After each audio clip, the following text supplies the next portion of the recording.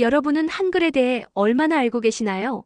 인공지능 음성 분석을 하던 미국의 언어학 박사 레베카 조앤슨. 그녀는 전 세계 모든 문자를 실험하던 중 단 하나의 문자만이 완벽하게 작동하는 걸 발견하게 됩니다. 바로 한국의 한글이었습니다. 영국의 언어학자 제프리 샘스는 한글을 신이 내린 선물이라 했고, 역사 다큐 작가 존 맨은 모든 언어가 꿈꾸는 최고의 알파벳이라 말했죠. 세계 문자 대회 1위, 옥스퍼드 대학의 언어 분석에서도 1위. 전 세계가 한글에 찬사를 보내는 이유, 그리고 그 문자 뒤에 숨겨진 충격적인 진실을 알게 된 미국 여성의 이야기. 지금부터 함께 들어보시죠. 저는 레베카 조앤슨입니다. 미국 동부의 작은 도시에서 자라 언어를 연구하며 살아온 사람입니다. 특히 사람의 목소리와 글자가 어떻게 연결되는지 그 정밀한 연결고리를 밝혀내는 게 제 평생의 관심사였죠. 몇 해 전 저는 대학 연구팀과 함께 인공지능 음성 인식 프로젝트에 참여하게 되었습니다. 전 세계의 문자 체계를 입력하고 어느 문자가 가장 정확하게 소리를 표현해내는지를 비교하는 실험이었죠. 영어, 중국어, 일본어, 아랍어, 힌두어까지 수많은 문자를 하나씩 분석해가며 데이터를 쌓아갔습니다. 그런데 이상한 결과가 하나 나왔습니다. 한국어, 그러니까 한글이었습니다. 다른 문자들은 일정 비율의 오차를 보였지만 한글은 달랐습니다. 정확도가 놀라울 정도로 높았고 인공지능이 문자를 읽고 소리를 변환하는 과정이 너무나 매끄러웠습니다. 이거 뭔가 오류 난 거 아니야? 처음엔 팀원들과 그렇게 의심했어요. 다시 코드를 점검하고 데이터를 재정비해 실험을 반복했습니다. 그런데도 결과는 같았습니다. 한글은 그야말로 완벽에 가까운 문자였어요. 자음이 소리나는 위치에 따라 설계되어 있고 모음은 입의 모양을 그대로 시각화한 듯 정리되어 있었죠. 무엇보다 모든 글자가 조합형으로 이루어져 있어서 수천 개의 낱말이 단 몇 가지 기본 요소로 구성된다는 점은 저를 소름 돋게 만들었습니다. 마치 누군가가 언어학 이론을 이미 완벽히 이해하고 그에 맞춰 글자를 만들어낸 것 같았습니다. 그게 수백 년 전에 만들어졌다는 게 믿기지 않았죠. 저는 머릿속에서 자꾸만 의문이 떠올랐습니다. 도대체 이 문자를 만든 사람은 누구였을까? 궁금했어요. 처음엔 당연히 현대에 만들어졌거나 팀 단위의 대규모 연구 결과일 거라고 생각했습니다. 그런데 자료를 찾으면 찾을수록 놀라운 사실이 드러났습니다. 그 문자를 만든 사람은 15세기 조선의 왕 세종이라는 인물이라는 것이었습니다. 그리고 더 놀라운 건 이 문자를 세종이 혼자서 만들었다는 이야기였습니다. 혼자서요? 그게 말이 되나요? 처음엔 솔직히 믿기 어려웠습니다. 하지만 그 순간부터 저는 그 왕이 누구였는지를 반드시 알아야겠다고 결심했죠. 세종대왕이 혼자 만들었다고? 솔직히 처음엔 웃음이 나왔습니다. 한나라의 왕이 직접 문자를 만들었다는 것도 낯설었지만 그걸 혼자 했다는 주장은 상식적으로 납득이 가지 않았거든요. 그래서 저는 한국의 공식 교육 자료부터 보기로 했습니다. 온라인 백과사전, 학술 논문, 중고등학교 교과서까지 꼼꼼히 뒤졌죠. 그런데 이상했어요. 어떤 자료에는 세종대왕이 직접 만들었다고 나오고 또 다른 곳에는 집현전 학자들과 함께 만들었다고 적혀 있더라고요. 도대체 뭐가 맞는 건지 알 수 없었습니다. 혹시 오해가 있는 건 아닐까 싶어서 실제 여론조사 결과도 찾아봤습니다. 그중 하나가 눈에 확 들어왔습니다. 한글문화연대라는 단체가 성인 1000명을 대상으로 설문조사를 한 내용이었는데 세종대왕이 직접 한글을 만들었다고 정확히 알고 있는 사람은 17%에 불과했습니다. 나머지 사람들은 대부분 세종대왕이 지시만 내렸고 실제 창제는 학자들이 했다고 믿고 있었어요. 순간 저는 혼란스러움을 넘어 묘한 안타까움까지 느꼈습니다. 한나라의 역사에서 가장 위대한 문화유산 중 하나인 문자의 창조자가 대중에게 제대로 알려지지 않았다는 사실. 학자라면 당연히 진실을 따라야 하는데 이렇게 사실과 다른 내용이 전해지고 있다는 건 분명 문제가 있어 보였어요. 그때 마침 한 한국 지인의 조언이 떠올랐습니다. 그건 아마 교과서 때문일 거야. 예전엔 그렇게 배운 사람이 많았거든. 이해가 됐습니다. 교육과정에서 단 한 줄, 단 한 문장이 잘못 실리면 그게 오랜 시간 동안 진실처럼 굳어질 수도 있다는 걸요. 저는 그 순간부터 마음을 다잡았습니다.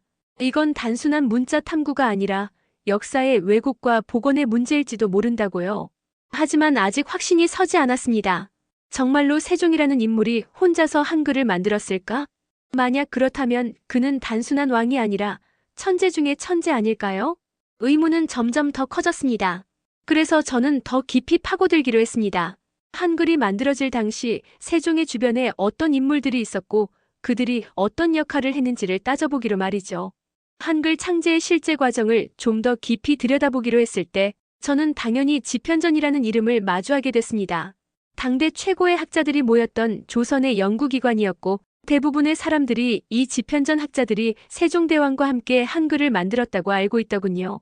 그래서 저는 자연스럽게 그들이 협력자였을 거라고 짐작했어요. 하지만 자료를 찾아볼수록 상황은 전혀 달랐습니다. 오히려 집현전 학자들 중 다수는 세종대왕의 한글 창제를 공공연히 반대하고 있었다는 겁니다. 가장 대표적인 인물이 있었어요. 바로 최만리라는 학자였습니다. 그는 상소문에서 이렇게 썼더군요. 지금 이 문자는 학문을 어지럽히고 정치에도 도움이 되지 않습니다. 어찌 천하고 속된 말로 새로운 글자를 만들어 쓴단 말입니까? 이 글을 읽는 순간 저는 눈을 의심했어요. 세종대왕이 만든 문자를 두고 이렇게 강하게 폄하하고 거부하는 글이 실록에 남아있다는 사실이 믿기지 않았습니다. 그 문서들을 하나하나 따라 읽으며 머릿속에 그려졌습니다. 학자들이 반대하는 자리에서 세종대왕이 어떤 표정으로 그들을 바라보았을까? 혼자서 얼마나 외로웠을까? 얼마나 답답했을까? 그리고 마침내 세종대왕의 반박이 이어졌습니다. 백성들이 그를 몰라 억울함을 말하지 못하니 내가 이를 편의하고자 함이 아니더냐? 그대들은 설총은 높이면서 내가 하는 일은 무시하는 이유가 무엇인가? 내가 아니면 누가 이것을 바로잡을 수 있단 말이냐? 이 대목에서 저는 멈춰 읽을 수밖에 없었습니다. 한 왕이 가장 위대한 권력을 지닌 자가 백성의 말없는 억울함을 이유로 직접 문자를 만든다는 건 그게 과연 가능한 일인가 싶었죠. 학자들이 반대하는 자리에서 그는 혼자 싸웠습니다. 누군가는 미친 짓이라 말했겠죠. 하지만 세종은 그 미친 짓을 백성을 위해 밀고 나간 사람이었습니다. 저는 그때 처음으로 세종이라는 인물을 존경하게 됐습니다. 그가 가진 지식 때문이 아니었어요. 그 지식을 백성을 위해 쓰겠다는 철학, 그 단단한 신념 때문이었죠. 한글은 그냥 글자가 아니었습니다. 그건 세종이라는 사람이 백성을 향해 쓴 편지였습니다. 세종의 고독, 결단, 그리고 진심. 그 모든 것이 한 글자 한 글자에 깃들어 있었던 겁니다. 한글을 둘러싼 오해와 진실을 하나씩 확인해 나가던 중 저는 마침내 훈민정음 해례본이라는 문헌을 접하게 됐습니다. 사실 그전까지만 해도 세종이 혼자 만들었다는 말이 이론적으로만 존재하는 줄 알았거든요. 그런데 이 해례본은 달랐습니다. 한글의 창제 원리를 직접 세종대왕 자신이 기록해 놓은 문서였습니다. 처음 몇 장을 읽는 순간 저는 그 자리에서 얼어붙을 수밖에 없었습니다. 이건 단순한 글자가 아니었습니다. 하나의 완벽한 언어학 논문이었고 동시에 음성학 교과서였죠. 받침이 왜 이렇게 결합되는지, 자음의 구조는 어떻게 설계되었는지, 입모양과 소리기관을 분석하여 만든 모음 체계까지 수백 년 전의 기록이라고는 믿기지 않는 수준의 정밀함이 담겨 있었습니다. 진짜 혼자서 이걸 다 설계했다고? 그 순간 저도 모르게 중얼거렸습니다. 이건 단순한 통치자의 업적이 아니었습니다. 한 시대를 앞서간 지식인의 작품이었고 백성을 향한 철학이 담긴 과학적인 문자의 결정체였습니다. 그리고 마침내 제가 이전까지 몰랐던 상징 하나를 발견하게 됐죠. 유네스코 세종대왕 문맹 퇴치상. 1989년에 만들어진 이 상은 오늘날에도 전 세계 문맹 퇴치에 기여한 인물이나 단체에게 수여되고 있었습니다. 문맹이라는 고통을 없애기 위한 세종의 철학이 수백 년이 지난 지금도 전 세계 곳곳에 영향을 주고 있었던 겁니다. 가슴이 먹먹해졌습니다. 글자를 만든 왕은 많지만 백성을 위해 소리나는 글자를 만든 왕은 인류 역사상 단 한 명뿐이었으니까요.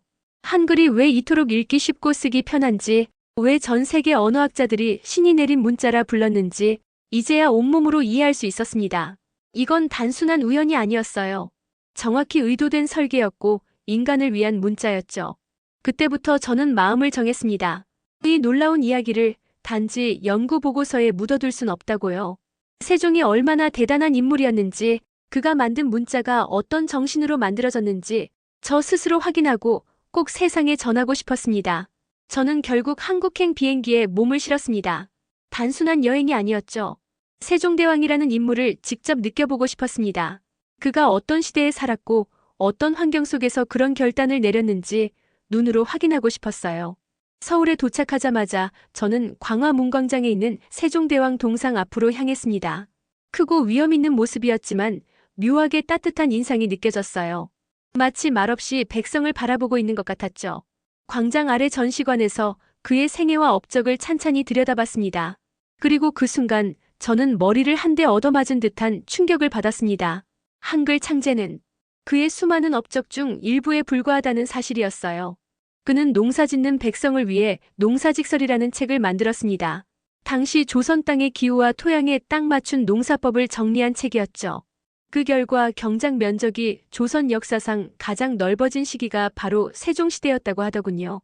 또한 음악에도 놀라운 재능을 보였는데 단순히 즐기기 위한 음악이 아니라 악기 제작부터 악보 체계의 정립까지 손수 관여했다는 기록이 있었습니다. 특히 정감보라는 악보는 세계 최초로 음의 길이까지 정확히 기록한 혁신적인 체계였어요. 어느 날은 연주자들이 못 들은 미세한 소리의 흔들림까지 혼자 감지하고 지적했다는 이야기를 들었을 땐 정말 말문이 막혔습니다. 심지어 그는 천문학과 물리학에서도 앞서 있었습니다. 해시계, 물시계, 별자리 지도, 시간 계산법. 1400년대 중반 서양조차 상상 못한 기술들을 조선의 하늘 아래에 실현해낸 사람이었습니다. 전시관에는 이런 문구가 적혀 있었어요. 백성이 하늘이다. 그 짧은 한 문장이 그의 모든 철학을 설명해주는 것 같았죠. 저는 혼잣말을 중얼거렸습니다. 이건 왕의 일이 아니라 인류 전체를 위한 설계였어. 왕이라면 전쟁을 잘하거나 정치를 잘하면 충분하다고 생각했던 저에게 세종대왕은 전혀 새로운 기준을 제시한 사람이었습니다. 그는 권력을 위한 왕이 아니라 지식과 사랑으로 다스린 왕이었어요. 저는 그 순간 한글보다 더 위대한 걸 본 느낌이었습니다. 그건 바로 한 사람의 정신이었고 그 정신이 지금도 이 땅에 살아있다는 사실이었죠. 비행기를 타고 미국으로 돌아가는 길이었습니다. 비행기 창밖에는 해가 천천히 지고 있었고 제 마음도 이상하리만큼 조용했어요. 서울에서의 며칠은 너무나 밀도 있게 흘렀고 생각보다 훨씬 많은 것을 안고 돌아가는 길이었죠. 노트북을 켰습니다. 비행기 안에서 다시 연구 논문을 정리하려던 참이었는데 한글에 대한 데이터 파일을 열어본 순간 그 자리에 가만히 멈춰버렸어요. 처음엔 단지 연구 주제였습니다. AI가 왜 한글을 잘 인식하는지, 음소 단위가 어떻게 작동하는지 따져보는 기술적 호기심이었죠. 그런데 이젠 아니었습니다. 그 글자 하나하나엔 한 왕의 철학, 한 나라의 역사, 그리고 한 민족의 사랑이 담겨 있었습니다. 문득 이런 생각이 들었습니다. 왜 미국에는 세종 같은 사람이 없었을까? 세종대왕은 백성을 위해 글자를 만들고 먹고 사는 문제를 고민했고 음악과 천문, 의학, 농업, 과학까지 손수 들여다보며 모든 걸 사람 중심으로 설계한 사람이었어요. 그는 왕이었지만 누구보다 낮았고 그는 천재였지만 누구보다 따뜻했습니다. 그리고 한글은 단지 문자 이상의 의미였습니다. 한 사회가 모두를 위해 배려할 수 있다는 가능성을 상징하고 있었죠. 문맹으로부터의 해방, 누구나 지식을 가질 수 있는 권리, 그걸 15세기 조선에서 이미 실현해냈다는 사실은 그 어떤 첨단 기술보다 놀라운 일이었습니다. 그날 이후 저는 매년 10월 9일이면 책상 한켠에 조그만 종이 하나를 세워둡니다. 한글날, 그리고 세종대왕의 날. 저에게는 그날이 단순한 타국의 기념일이 아니라 인류가 문자를 통해 서로를 이해하고 감싸고 연결된다는 걸 일깨워주는 소중한 날이 되었기 때문입니다.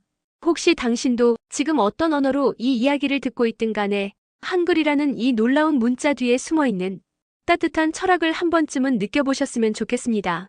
저는 레베카 조앤슨이었습니다. 그리고 이제 한글을 사랑하게 된 또 한 명의 사람입니다. 단순한 문자였다고 생각했습니다. 하지만 그녀는 그 속에서 한 사람의 철학과 한 나라의 따뜻함을 발견하게 되었죠. 세종대왕이라는 이름, 그리고 한글이라는 기적. 그 모든 것이 그녀에겐 사람을 위한 문자의 의미를 다시 생각하게 해주었습니다. 여러분도 혹시 인생의 방향이 흔들릴 때가 있으신가요? 어쩌면 바로 이곳, 우리가 살아가는 한국이 누군가에게는 세상을 다시 바라보게 해주는 지식의 안식처일지도 모릅니다. 이 이야기가 여러분의 하루의 작은 울림이 되었길 바라며 자, 오늘 사연 즐거우셨나요? 그렇다면 구독과 좋아요, 알림 설정 꼭 부탁드리고요. 그럼 지금까지 사연을 읽어드렸던 국뽕숭아였습니다. 더 좋은 사연으로 다시 찾아뵐게요. 영상 끝까지 시청해주신 모든 분들 고맙습니다.